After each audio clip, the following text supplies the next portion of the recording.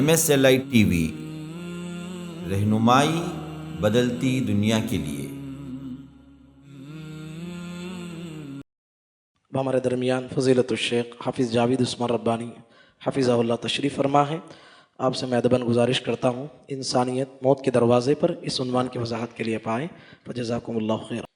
ان الحمد لله نحمده ونستعينه ونستغفره ونؤمن به ونتوكل عليه ونعوذ بالله من شرور انفسنا ومن سيئات اعمالنا من يهده الله فلا مضل له ومن يضلل فلا هادي له واشهد ان لا اله الا الله وحده لا شريك له واشهد ان محمدا عبده ورسوله اما بعد فان خير الحديث كتاب الله وخير الهدي هدي محمد صلى الله عليه وسلم وشر الامور محدثاتها وكل محدثة بدعة وكل بدعة ضلالة وفي رواية وكل ضلالة في النار فأعوذ بالله السميع العليم من الشيطان الرجيم من همزه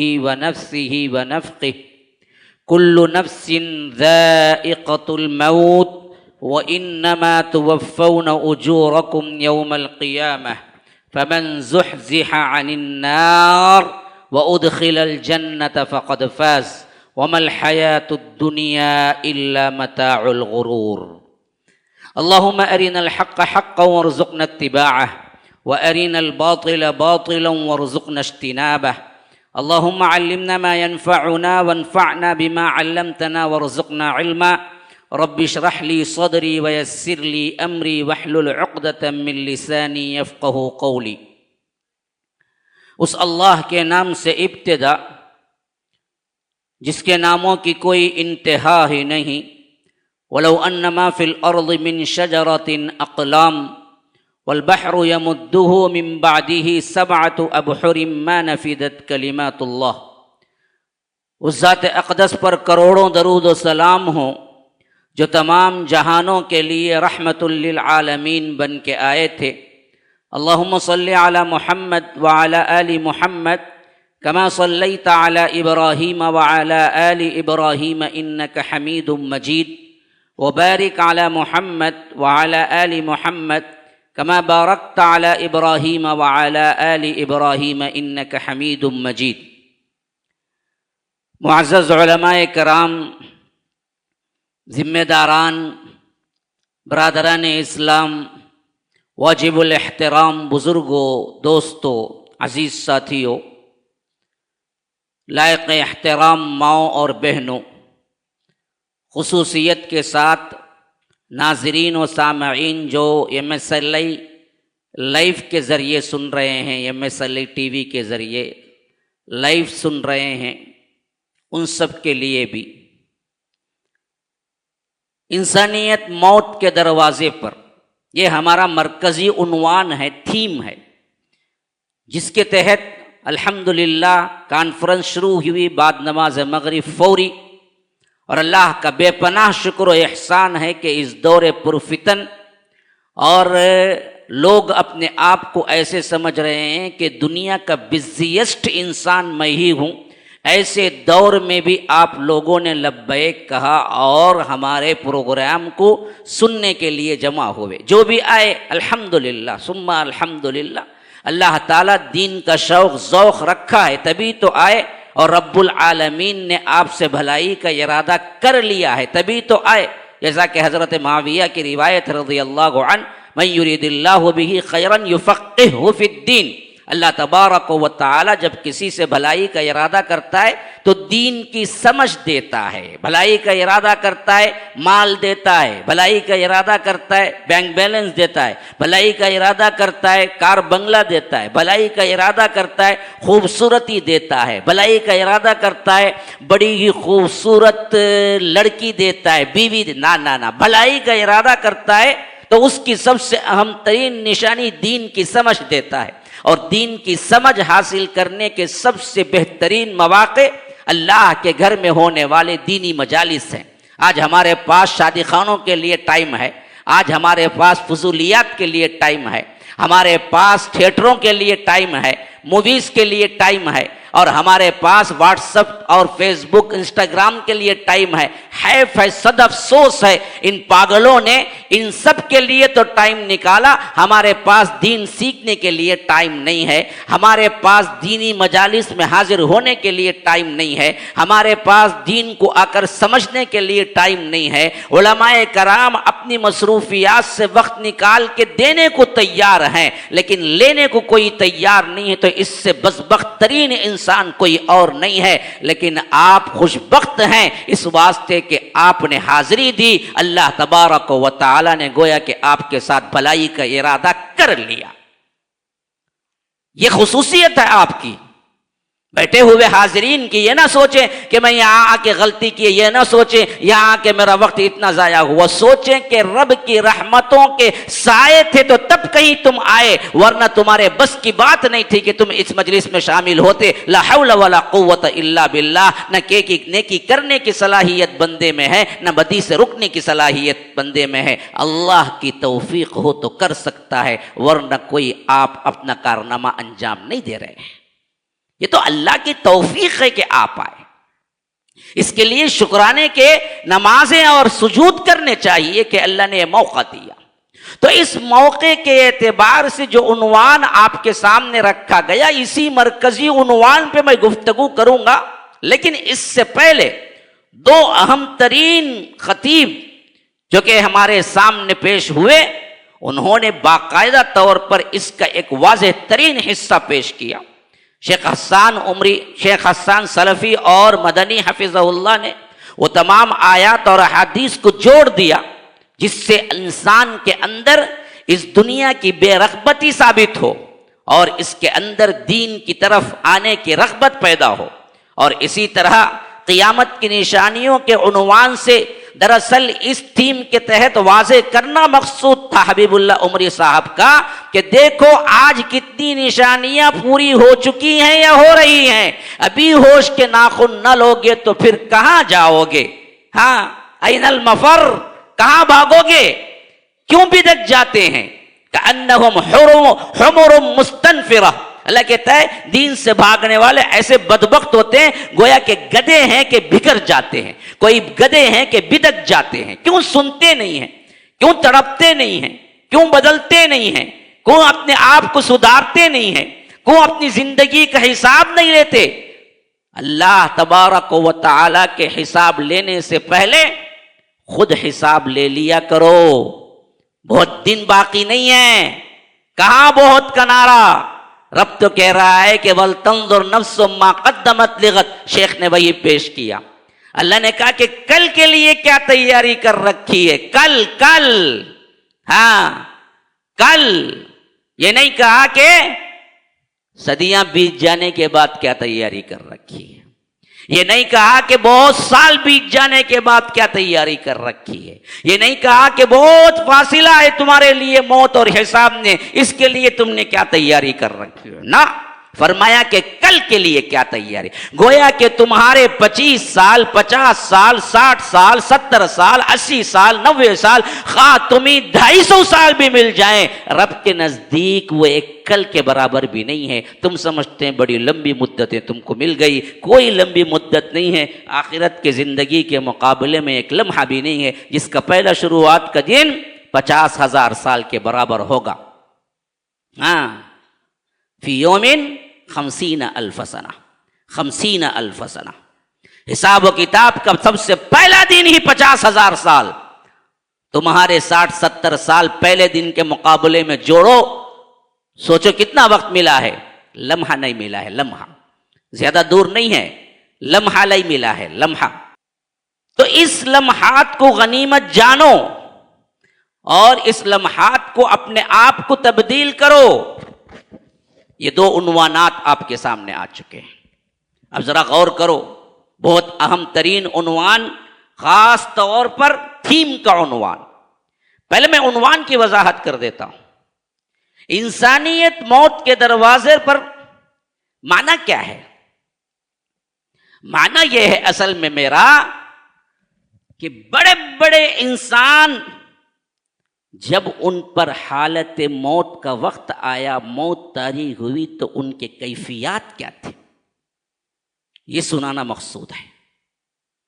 ہاں، ہم تو ایک نارمل ہیں، ہم تو ایک معمولی انسان ہیں، ہمارے حالات تو ایسے ہی گزر رہے ہیں، لیکن جنہوں نے بڑے بڑے کارنامے انجام دیے، لیکن موت کیا ان کو چھوڑ دی؟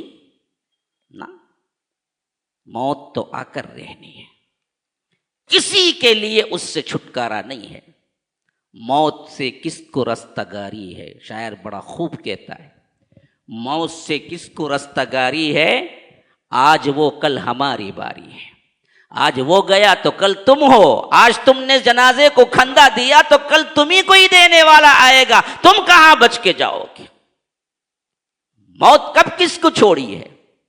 اجل ہی نے چھوڑا، نہ کسرا نہ دارا، اسی سے سکندر صفاتے بہارا، ہر ایک لے کے کیا کیا نہ حسرت سے دھارا، پڑا رہ گیا یوں ہی ٹھاٹ سارا، جگہ جی لگانے کی دنیا نہیں ہے، یہ عبرت کی جا ہے تماشا نہیں ہے، یہ عبرت کی جا ہے تماشا نہیں ہے۔ موت، موت کیا ہے؟ موت کیا ہے؟ زندگی کیا ہے؟ شاعر سے پوچھو، کہتا ہے ہاں، موت اور زندگی کیا ہے؟ زندگی ایک کرائے کا گھر ہے، ایک نہ ایک دن بدلنا پڑے گا، موت جب تجھ کو آواز دے گی، موت جب تجھ کو آواز دے گی، گھر سے باہر نکلنا پڑے گا، تو نہ نکلے گا تو تیرے اپنے ہی خود کے بچے تجھے لے جا کے منو مٹی کے اندر دفن کر کے آئیں گے، یہ تیری زندگی ہے۔ اس پہ کون سا اترانا ہے؟ اس پہ کون سا اترانا ہے؟ میرے بھائیوں سوچو ذرا۔ تو بہر کیف میں بتا رہا تھا، یہی موت جب مشاہرین انسانیت پر آئی، بڑے بڑے انسانوں پر آئی، رکنے کا تو کوئی نہیں، جانا ہی پڑا، لیکن اس وقت کی کیفیتیں کیا تھی؟ یہ اس بات کی دلیل ہے ایک کہ سب سے اہم ترین حقیقت دنیا کی موت ہے۔ دیکھو، تم کو جانا ہے کسی نہ کسی دن، اور اس کا کوئی وقت متعین نہیں، کوئی بچہ بھی نہیں کہہ سکتا کہ میں تو ابھی بچہ ہوں، موت کہاں سے آئے گی، بلکہ پیدا ہونے والا ایک دن کا بچہ بھی یہ نہیں کہہ سکتا، یہ نہیں بھی ہم اس کے بارے میں تصور کر سکتے کہ یہ بچہ تو ایک دن کا کیسے مرے گا۔ ارے مرنے والے بچے بھی پیدا ہوئے ہیں، یا پیدا ہو کے ایک سیکنڈ میں مرنے والے بھی ہیں، پیدا ہو کے ایک منٹ میں مرنے والے بھی ہیں، پیدا ہو کے ایک گھنٹے میں مرنے والے بھی ہیں، پیدا ہو کے 100 سال سے تقریباً 70 سال سے 30 سال رگڑ رگڑ کے موت کی دعائیں کرنے والے ہیں، لیکن مرنے والے نہیں ہیں۔ موت جب آتی ہے آ کے رہتی ہے، لیکن اس کے لیے کوئی مدت اور کوئی ٹائم مقرر نہیں۔ کوئی کہتا ہے کہ میں بالکل بیماریوں سے بھر چکا ہوں، اور صاحب میرے لیے موت کی دعا کیجیے، موت نہیں آ رہی، موت مقررہ وقت پہ آتی ہے۔ کسی کو 100 سالہ زندگی، رو رہا ہے، بیڈ پہ پڑا ہوا ہے، زمانہ گزر گیا، موت نہیں آ رہی۔ کوئی ہے جان جوان، ابھی شادی ہوئی، امنگیں ہیں، آرزویں ہیں، ابھی بیٹا ہونے والا تھا، یا جس کی بچیاں ابھی جوان ہیں، شادیاں کرنی ہے، بڑی ذمہ داریاں ہیں، اچانک خبر، رات کو وفات پا گئے۔ ہاں، نکلے تھے، گر پڑے، ہارٹ اٹیک ہو گیا۔ ارے بچیوں کو کون سنبھالے گا جی؟ ارے چھوٹی چھوٹی اس کی بچیاں ہیں جی، یتیم ہو گیا جی، وہ یتیم کر گئی اس کی موت، لیکن کوئی نہیں بچانے والا، کوئی نہیں۔ معلوم کیا ہوا؟ مدت مقررہ ہے جس پہ آ کر رہتی ہے، اور جب یہ آتی ہے تو ٹلنے والی نہیں ہوتی ہے۔ اسی لیے اللہ تبارک و تعالی نے فرمایا کہ کل نفس ذائقۃ الموت۔ دیکھو، ہر ہر ہر ہر نفس کو موت کا مزہ چکھنا ہے۔ ہاں، اللہ تبارک و تعالی جس کو بھی جان دیے اس کو مرنا ہے ایک نہ ایک دن۔ وَإِنَّمَا تُوَفَّوْنَ أُجُورَكُمْ يَوْمَ الْقِيَامَةِ۔ پھر اس کے بعد قیامت کے دن ہم انہیں برابر برابر حساب کر کے ان کو ادا کر دیں گے، انہوں نے کیا کچھ کیا ہے۔ گناہ کیا ہے تو گناہ کا عذاب، یا ثواب ہے تو ثواب۔ تُوَفَّوْنَ أُجُورَكُمْ يَوْمَ الْقِيَامَةِ، برابر برابر انہیں دے دیں گے۔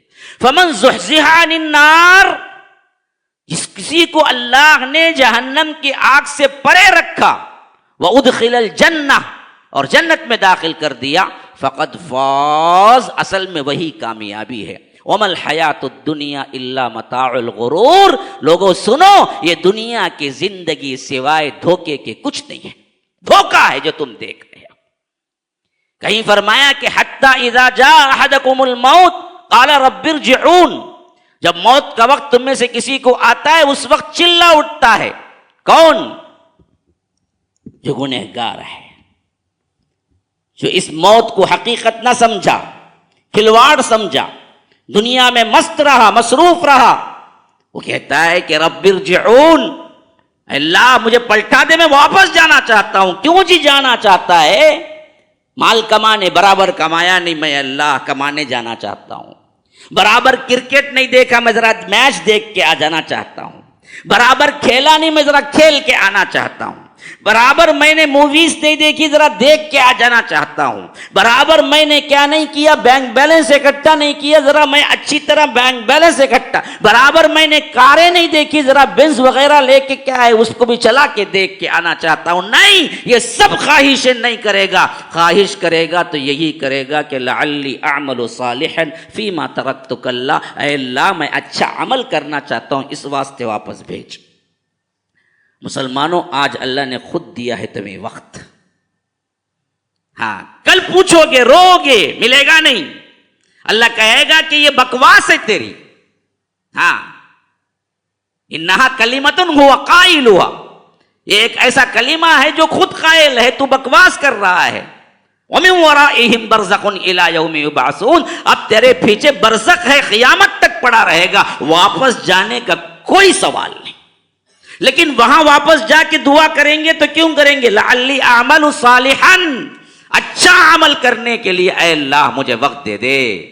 اللہ کہتا ہے اس وقت تو وقت نہیں ملے گا، اب تمہیں زندگی دی ہے تو کر لو۔ اب تمہارا ایک ایک لمحہ تم سوچ سوچ کے گزارو، اللہ تبارک و تعالی کی کہیں معصیت نہ ہو جائے، کہیں حرام نہ ہو جائے۔ حلال کیا کیا ہے، جائز کیا کیا ہے، ذکر اذکار کر کے ہم نے ثواب کو اکٹھا کیوں نہیں کر لیا؟ تہجد کی نمازیں پڑھ کے ہم نے ثواب کو اکٹھا نہیں کر لیا؟ اخلاق، عادات، اطوار، اللہ کے رسول صلی اللہ علیہ وسلم کی سنتوں کو عمل کر کے ہم نے ثواب کو اکٹھا کیوں نہیں کر لیا؟ ایک ایک لمحہ وہی حالت ہے جیسے آئس بیچنے والے کی حالت ہوتی ہے کہ لوگوں خرید لو، میرا سرمایہ گھلتا جا رہا ہے، بعینہ ہی ویسے ہی تمہاری زندگی گھلتی جا رہی، گیا ایک لمحہ واپس آنے والا نہیں۔ کچھ بنا لو، آخرت کے لیے کچھ تیاری کر لو، پھر تو جب وقت مقررہ آئے گا تو پھر تم لاکھ پکارو گے، لیکن اللہ تبارک و تعالی ایک لمحہ نہ اوپر نہ ایک لمحہ نیچے، اذا جاء اجلہم لا یستأخرون ساعتا ولا یستقدمون، ایک لمحہ نہ آگے ہوگا، ایک لمحہ نہ پیچھے ہوگا، وقت مقررہ پر اللہ تبارک و تعالی کا جو اذن آئے گا انسان کو جانا پڑے گا۔ ہمارے سامنے شیخ آ چکے ہیں، میں اجازت لے رہا ہوں کہ شیخ آپ کے سامنے۔ ہاں، شکراً، جزاک اللہ خیر۔ تو یہ موت ہے میرے بھائیوں۔ نوجوان سنو، اپنی نوجوانی کو محفوظ کرو، جیسے ابھی شیخ حسان نے فرمایا کہ وَشَابٌ نَشَأَ فِي عِبَادَةِ اللَّهِ، اپنی نوجوانی اللہ تبارک و تعالی کی اطاعت میں گزارو، پھر تو اللہ تعالیٰ عرش کے سائے میں جگہ دے گا جبکہ کوئی اور سایہ نہیں ہوگا۔ نوجوانوں جو نوجوانی پار کر چکے ہیں، یہ گولڈن اپرچونٹی ان کو نہیں ہے۔ ہاں، جو بوڑھے ہو گئے، جو جوانی سے پار ہو گئے، وہ تو گئے، ان کو دوسری صفتیں ہیں، اپنانا پڑے گا۔ لیکن یہ صفت جو نوجوان بیٹھے ہوئے ان کے لیے ابھی بھی ہے کہ اپنی نوجوانی کو ٹٹول کے دیکھو، کن برائیوں میں، موویز میں، مذاق میں، ہنسی میں کیسے کیسے ہم گزارتے جا رہے ہیں۔ ہمارے نوجوان بچے بھی بیٹھے ہوئے، یہاں کے حفظ کے طلبہ بھی بیٹھے ہوئے، میں ایک استاد کے ناطے کہہ رہا ہوں کہ بچوں سمجھو تمہاری زندگی بڑی قیمتی زندگی ہے، پڑھائی کا جو وقت مقرر ہے صرف وہی نہیں ہے، اس کے علاوہ کا جو وقت ملتا ہے وہ بھی پڑھائی میں، نیک کاموں میں، تسبیح میں، اذکار میں گزارو، کیونکہ یاد رکھو گیا ایک لمحہ واپس نہیں آئے گا۔ یاد رکھو ایک ایک لمحہ تمہارا قیمتی ہے۔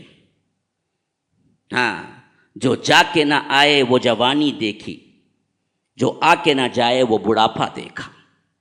ایک مرتبہ آتی ہے پھر کبھی نہیں آتی، اور بڑھاپا جب آتا ہے تو پھر کوئی جوان نہیں ہوتا، یہاں تک کہ اسے قبر کے گر اور قبر تک پہنچا دیا جاتا ہے۔ وقت تیزی سے گزر رہا ہے، اس کو آپ اپنے حیثیت سے سمجھو کہ کتنا قیمتی ہے۔ خواہ مشاہرین میں بڑے بڑے انبیاء، صلحاء، علماء، اولیاء کیوں نہ ہو، لیکن موت آ کر رہی۔ اور اسی طرح بادشاہوں میں بڑے بڑے افلاطون کیوں نہ ہو، سکندر اعظم کیوں نہ ہو، اسے بھی موت آ کے رہی۔ اور اسی طرح دنیا کے سب سے زیادہ ظلم کرنے والا ہٹلر اور اس کے ساتھی جیسے ہوں، اس کو بھی موت آ کے رہی۔ موت کسی کو چھوڑنے والی نہیں ہے۔ تو یہ جب آتی ہے بڑے بڑے لوگوں پر تو کیفیتیں کیا ہوتی ہیں؟ یہ اصل میرا مضمون ہے کہ انسانیت موت کے دروازے پر۔ میں اپنے اس موضوع کو آپ کے سامنے شروع کرتا ہوں جناب محمد الرسول اللہ صلی اللہ علیہ وسلم کی وفات سے، کیونکہ سید البشر وہی ہیں، سید العرب والعجم وہی ہیں، انسانیت کے سردار وہی ہیں، ہر لحاظ سے کامل و اکمل و اتم وہی ہیں۔ اللہ کے رسول صلی اللہ علیہ وسلم کو بھی وفات آئی۔ اگر کسی کو اس کا چھٹکارا ملنا تھا تو اللہ کی قسم کھا کے کہتا ہوں دوبارہ اور سہبارہ اللہ کی قسم کھا کے کہتا ہوں اللہ کے رسول صلی اللہ علیہ وسلم کو موت نہ آتی، لیکن موت اٹل حقیقت ہے، آ کر رہی، یہ کسی پہ ٹلنے والی نہیں ہے۔ اللہ کے رسول صلی اللہ علیہ وسلم نے اعلان کیا حج کے لیے نکل رہا ہوں۔ 10 ہجری کا زمانہ ہے، 24 ذی القعدہ ہے۔ اللہ کے رسول صلی اللہ علیہ وسلم نے سفر کے لیے تیاری کی اور وہاں سے نکلے صحابہ کو لے کر، تو چلتے چلتے ذوالحلیفہ کے مقام پہ پہنچے۔ اس دن 26 ذی القعدہ کا دن تھا۔ اللہ کے رسول صلی اللہ علیہ وسلم وہیں ٹھہرے، رات گزاری، پھر اس کے بعد وہیں غسل کیا ظہر کی نماز میں، پھر اس کے بعد عطر لگایا اماں عائشہ صدیقہ رضی اللہ عنہا نے، پھر اللہ کے رسول صلی اللہ علیہ وسلم وہاں سے احرام باندھ کے نکل پڑے۔ یہ آخری حج ہے، حجۃ الوداع۔ اللہ کے رسول صلی اللہ علیہ وسلم تقریباً 9 روز چلتے رہے، یہاں تک کہ ذی الحج کے 4 میں، ذی الحجہ 4 تاریخ کو اللہ کے رسول صلی اللہ علیہ وسلم مکہ پہنچے۔ پھر یہاں پر قیام کے بعد اللہ کے رسول صلی اللہ علیہ وسلم ایام حج کے لیے 8 کو مینا گئے، پھر وہاں سے 9 کو عرفہ آئے، پھر وہاں پر ایک بلیغ خطبہ دیا جو بہت مشہور ترین ہے۔ کئی مواقع پر حجۃ الوداع میں اللہ کے رسول صلی اللہ علیہ وسلم نے خطبہ دیا۔ ایک موقع پہ فرمایا کہ لوگوں سنو، بتاؤ کہ آج کون سا دن ہے؟ لوگوں نے کہا کہ اللہ کے رسول صلی اللہ علیہ وسلم آج 10 ذی الحجہ کا دن ہے، یعنی آخری حجۃ الوداع کے خطبات میں سے یہ بھی ایک خطبہ ہے جب اللہ کے رسول صلی اللہ علیہ وسلم عید الاضحیٰ کے دن دیا۔ پوچھا کہ لوگوں سنو، آج کون سا مہینہ ہے؟ فرمایا کہ اللہ کے رسول بہتر جانتے ہیں۔ تو اللہ کے رسول صلی اللہ علیہ وسلم نے فرمایا کہ کیا یہ ذی الحج کا مہینہ نہیں، بڑا مقدس محترم مہینہ ہے؟ کہا کہ ہاں اللہ کے رسول صلی اللہ علیہ۔ فرمایا کہ یہ کون سا شہر ہے، کون سی بستی ہے؟ صحابہ پریشان تھے، کہا کہ اللہ اور اس کا رسول بہتر جانتے ہیں۔ فرمایا کہ کیا یہ بلد الامین نہیں؟ کہا کہ ہاں یہ حرم ہے، یہ بلد الامین ہے۔ اللہ کے رسول صلی اللہ علیہ وسلم جب پوچھ رہے تھے کہ یہ کون سا دن ہے، کون سا مہینہ ہے، کون سا مقام ہے، تو صحابہ کرام کو خیال گزرا شاید اس مہینے کا، اس دن کا، اس مقام کا کوئی نیا نام رکھنے والے ہیں۔ نہیں، یہ بلاغت کا ایک انداز تھا، خطابت کا ایک اسلوب تھا کہ فرمایا کہ لوگوں سنو، جس طرح یہ مہینہ محترم ہے، جس طرح یہ دن محترم ہے، اور جس طرح یہ مقام محترم ہے، مسلمانوں اسی طرح تمہارا ایک دوسرے کا خون محترم ہے۔ ایک دوسرے کو قتل نہ کرنا، ایک دوسرے کی عزتیں محترم ہیں۔ عرفات کے میدان میں فرمایا کہ لوگوں سنو، الا وان فی الامر الجاہلیۃ تحت قدمی موضوع، جاہلیت کے تمام مراسم کو میں اپنے قدموں تلے رونتا ہوں. تم سب آدم اور حوا کی اولاد ہو اور آدم مٹی سے بنائے گئے ہیں. اور لا فضل لعربی ولا لعجمی ولا لاحمر ولا لاسود الا بالتقوی، کہ کوئی فضیلت نہیں کالے کو گورے پر، گورے کو کالے پر، اور اسی طرح عربی کو عجمی پر، عجمی کو عربی پر، سوائے اس کے کہ تقوی کے. اللہ تبارک و تعالی کے ہاں تقوی ہے جس سے وہ مرتبہ حاصل کرتا ہے. اللہ کے رسول صلی اللہ علیہ وسلم اسی طرح مکمل حج فرمایا اور وہاں سے روانہ ہوئے. اللہ کے رسول صلی اللہ علیہ وسلم 12 ذی الحجہ واپس آئے تھے تو اسی وقت غدیر خم کے مقام پہ اللہ کے رسول صلی اللہ علیہ وسلم نے ایک مشہور خطبہ دیا جس میں فرمایا کہ لوگوں یاد رکھو، میں تمہارے لیے وصیت کرتا ہوں کہ 2 چیزوں کو مضبوطی سے پکڑ لینا، ایک اللہ کی کتاب، دوسرے میں اہل بیت. ایک حدیث آئی ہے کہ اللہ کی کتاب اور اس کی سنت کو پکڑ لینا، اللہ کے رسول کی سنت. یہ حدیث بھی آئی ہے کہ دیکھو اللہ کی کتاب اور میرے اہل بیت کو، یعنی اہل بیت کی قرابت داری کو، اللہ کے رسول کی رشتہ داری کو اللہ کے رسول نے اجاگر کیا کہ دیکھو میرے اہل بیت کے سلسلے میں کبھی تم کوتاہی نہ کرنا. پھر اللہ کے رسول صلی اللہ علیہ وسلم وہاں سے چلے یہاں تک کہ مدینہ پہنچ گئے، اور مدینہ پہنچ کے تقریباً آخری سفر 29، بعض مؤرخین روایت کرتے ہیں کہ سفر کا مہینے کا آخری دن تھا، اس پر 29 سفر ایک جنازے سے واپس آ رہے تھے تو اللہ کے رسول صلی اللہ علیہ وسلم کے سر میں درد اٹھتا ہے. اللہ کے رسول صلی اللہ علیہ وسلم گھر پہنچتے ہیں، کہتے ہیں کہ عائشہ مجھے سخت سر درد ہے، اور اس کے ساتھ اللہ کے رسول صلی اللہ علیہ وسلم کو بخار بھی آنے لگتی ہے. یہاں تک کہ بخار بڑھتی چلی جاتی ہے، یہاں تک کہ اللہ کے رسول صلی اللہ علیہ وسلم کا چلنا بھی بہت مشکل ہوتا ہے.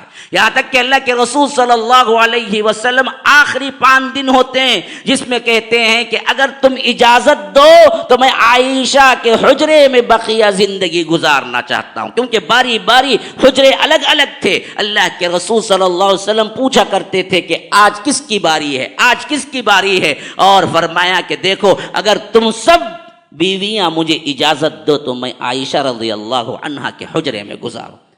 امہات المومنین نے کہا کہ اللہ کے رسول صلی اللہ علیہ وسلم ہماری خوشی تو آپ کی خوشی میں ہے، آپ جہاں چاہیں رہیں. اللہ کے رسول صلی اللہ علیہ وسلم اما عائشہ کے حجرے میں پہنچ جاتے ہیں. پھر وہاں پر اللہ کے رسول صلی اللہ علیہ وسلم اس حالت میں بھی نماز کے لیے مسجد آتے ہیں یہاں تک کہ جمعرات کا دن آتا ہے. اللہ کے رسول صلی اللہ علیہ وسلم کے انتقال کے صرف 3 دن پہلے عشاء کی نماز کا وقت ہے.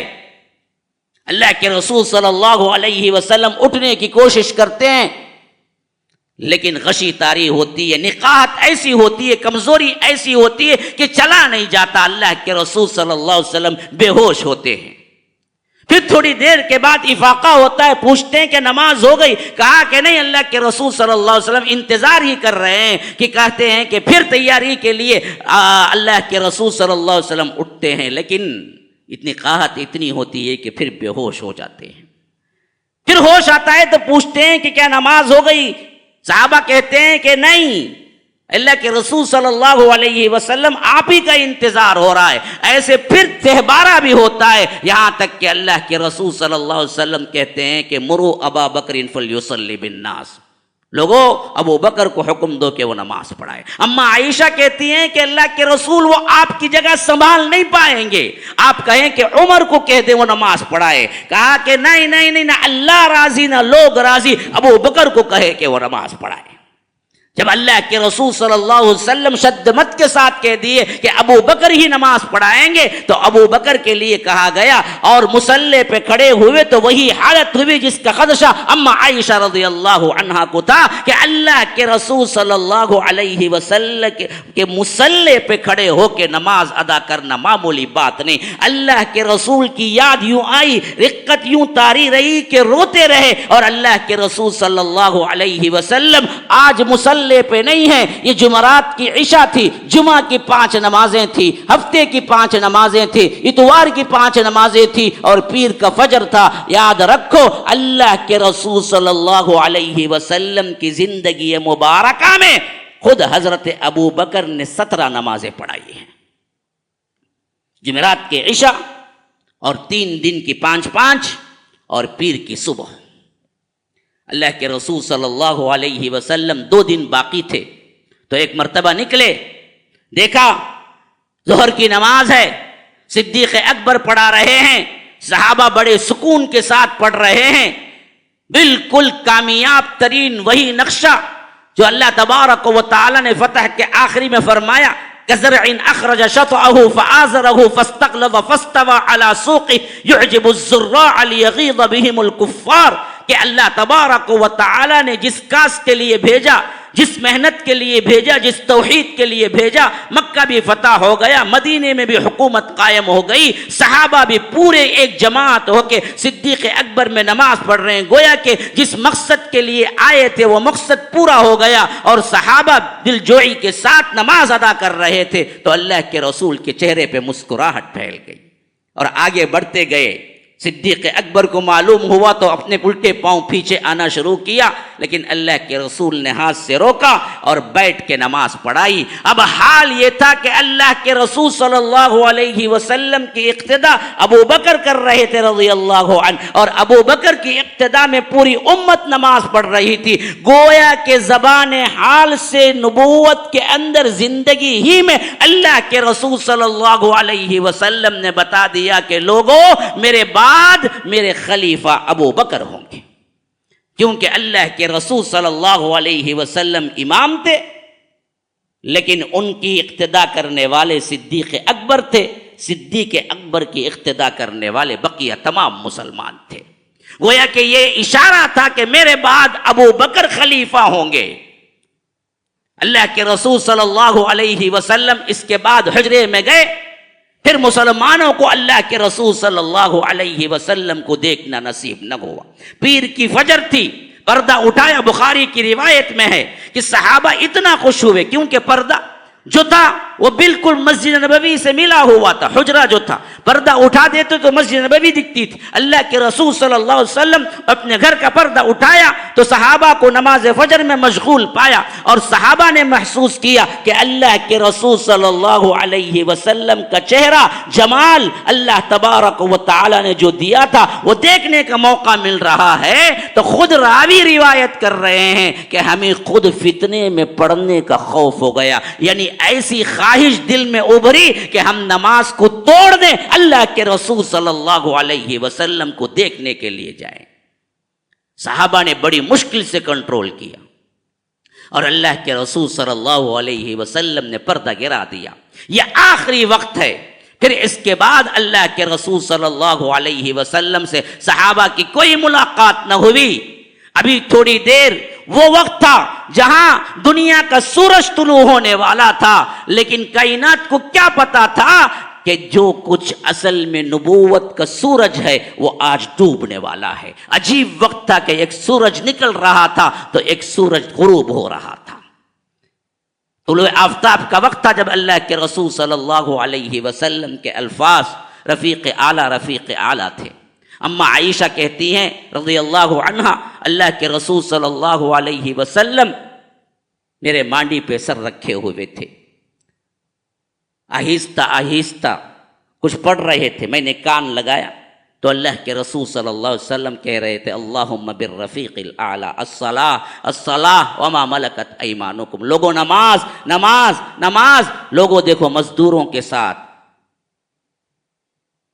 تمہارے ماتحت نوکروں کے ساتھ اچھا سلوک کرو. ایک طرف اللہ کی وحدانیت اور اس کا حق بتا رہے تھے تو ایک طرف انسانیت کے اعتبار سے سب سے بڑا حق جو مارا جاتا ہے ان کے بارے میں گفتگو کر رہے تھے. یہاں تک کہ عبد الرحمن بن ابی بکر اندر داخل ہوئے جن کے ہاتھ میں مسواک تھی.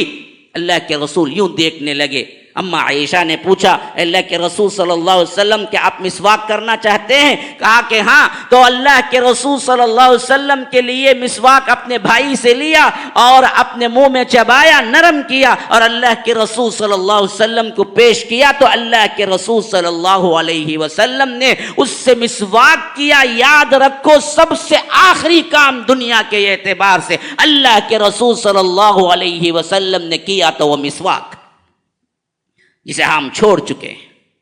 اس لیے اللہ کے رسول صلی اللہ علیہ وسلم نے فرمایا کہ لولا ان اشق علی امتی لامرتهم بالسواک مع كل صلاۃ. ایک روایت میں عند كل صلاۃ آیا ہے کہ اگر مجھے امت کی مشقت کا خیال نہ ہوتا تو میں مسواک کا حکم دیتا ہر نماز کے لیے.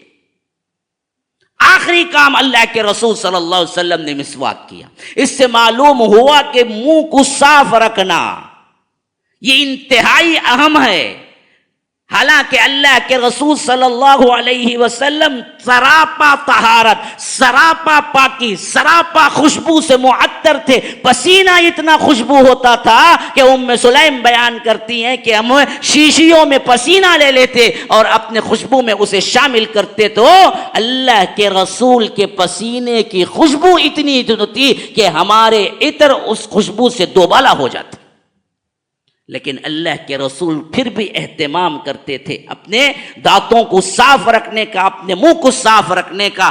آج ہم نے پان، بیڑا، سگریٹ، فلاں فلاں، پتہ نہیں اللہ کے رسول نے کتنی صاف صفائی اور طہارت سکھائی اور یہ امت کتنی اتاہ گہرائیوں میں پہنچ گئی. بدبختوں کا حال تو یہاں زیادہ ہو گیا جب میں سنتا ہوں یا دیکھتا ہوں کہ بدبخت مسجد کے ٹوائلٹ میں بیٹھ کے سگریٹ پیتا.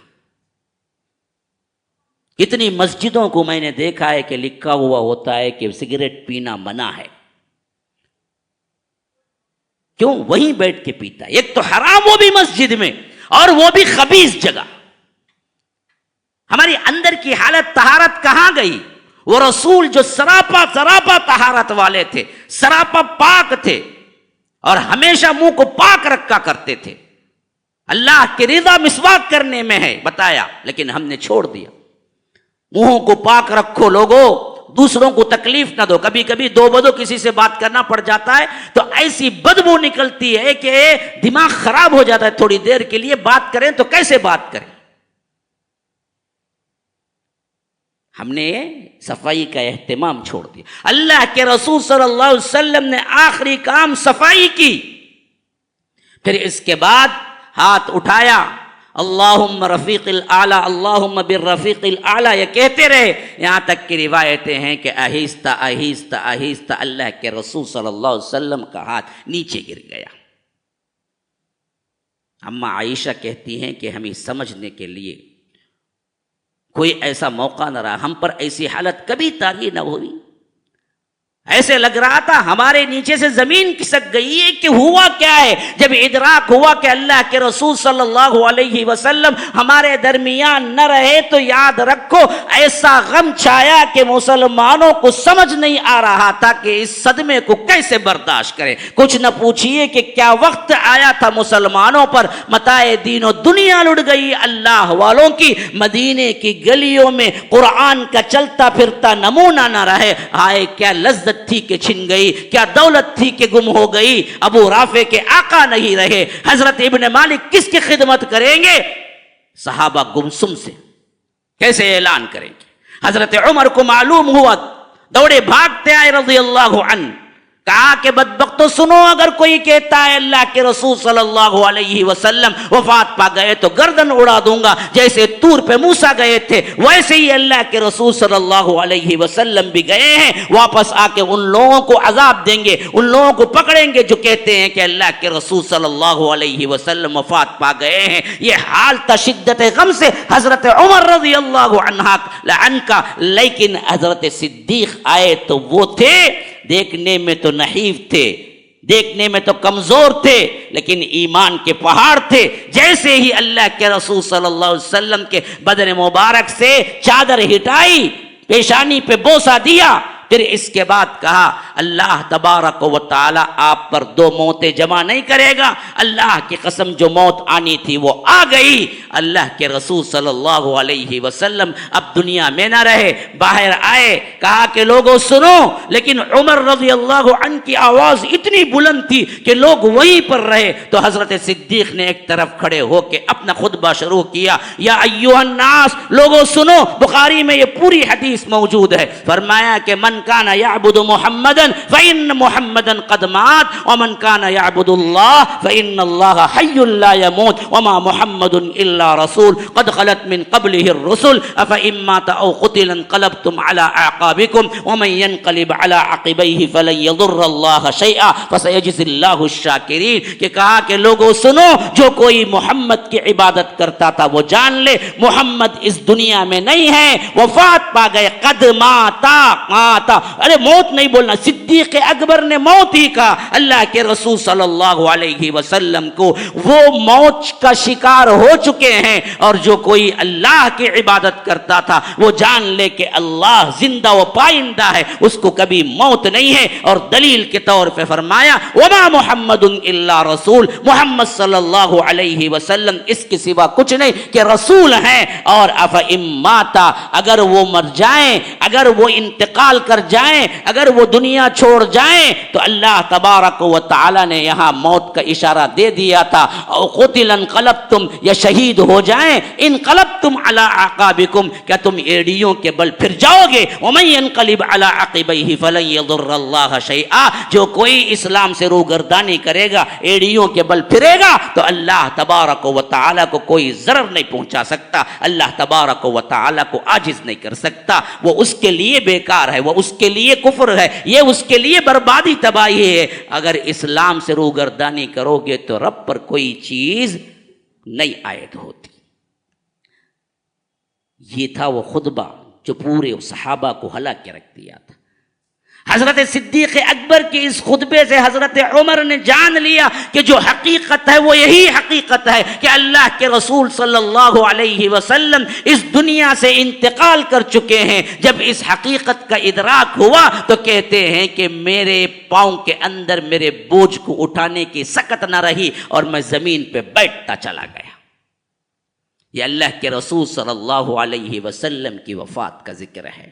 مسلمانوں سنو, اگر دنیا میں کوئی پائیدار, دنیا میں کوئی زندگی بھر رہتا, اگر دنیا میں کوئی دنیا کے آخری لمحات تک رہتا, حالانکہ آپشن تھا اللہ کے رسول صلی اللہ علیہ وسلم کو, فرشتہ آیا تھا, پوچھا تھا آپ یہاں پر رہتے آخری تک, قیامت تک, پھر اللہ سے ملاقات کر لیتے, جنت کو آتے, نہیں ابھی ملاقات. اللہ کے رسول نے کہا کہ نہیں, میں اللہ کی ملاقات کو اللہ کی ملاقات کے لیے پہنچتا ہوں, اللہ کی ملاقات کو چاہتا ہوں, مجھے اس دنیا سے کیا لینا دینا. اللہ کے رسول صلی اللہ علیہ وسلم نے قبول نہیں کیا.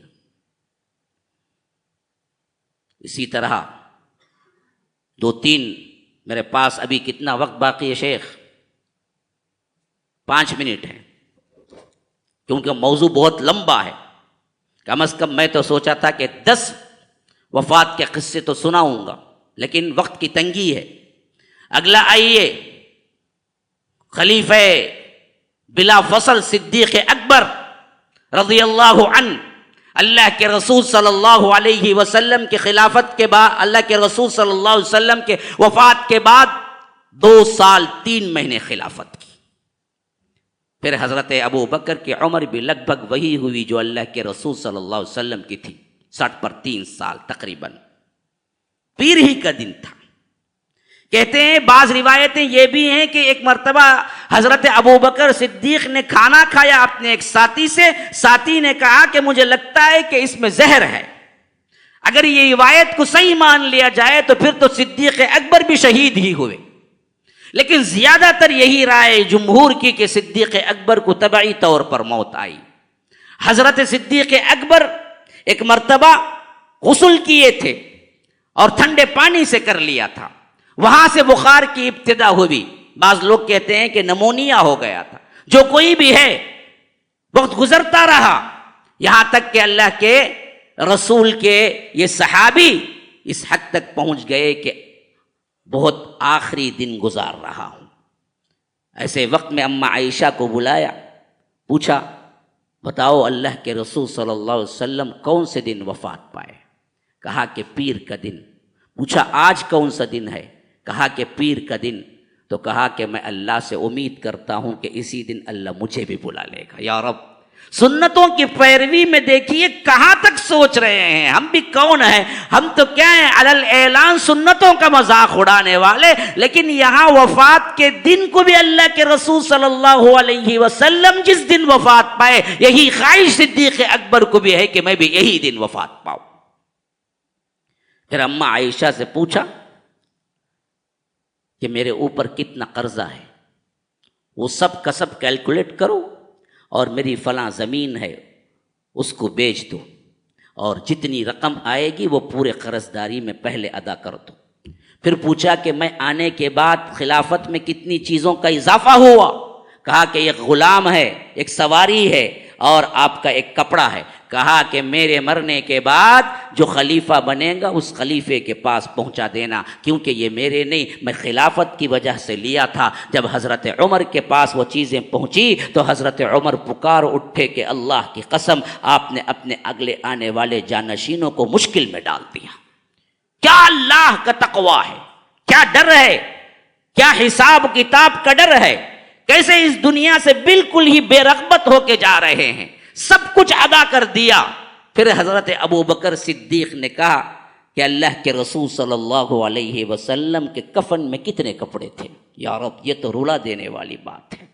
دل میں اگر واقعتاً کچھ بھی ڈر ہو، اللہ کا خوف ہو، واقعتاً ابھی پتھر نہ بنا ہو تو یاد رکھو آنسو نکل پڑیں گے۔ صدیق اکبر نے پوچھا کہ اللہ کے رسول صلی اللہ علیہ وسلم کے کفن میں کتنے کپڑے تھے؟ کہا کہ 3 کپڑے۔ کہا کہ دیکھو 2 کپڑے جو میں پہنا ہوا ہوں یہ تو ہے، ایک کپڑا زائد لے کے مجھے کفن دے دینا۔ کہا کہ اماں عائشہ رضی اللہ عنہا نے کہ ابا جان ہم کیوں نہ آپ کو نئے کپڑے کا کفن دیں، 3 خریدیں گے، 3 میں کفن دیں گے۔ کہا کہ نا، زندوں کو ضرورت ہے نئے کپڑے کی، مردوں کو کیا ضرورت ہے، انہی پرانے کپڑوں میں مجھے کفن دے دو۔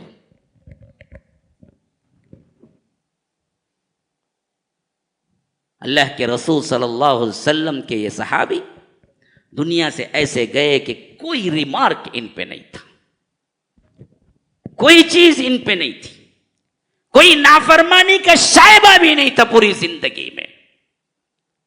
اور اسی شام جیسے امید تھی، اسی پیر کے شام حضرت ابو بکر صدیق نے وفات پائی۔ وفات سے پہلے حضرت عمر کو بنا دیا تھا خلیفہ، تو حضرت عمر خلیفہ بنے۔ حضرت عمر کی خلافت پھر 10 سال چلتی رہی۔ میرے پاس وقت نہیں ہے، انشاءاللہ یہ مضمون اور آگے بھی جائے گا۔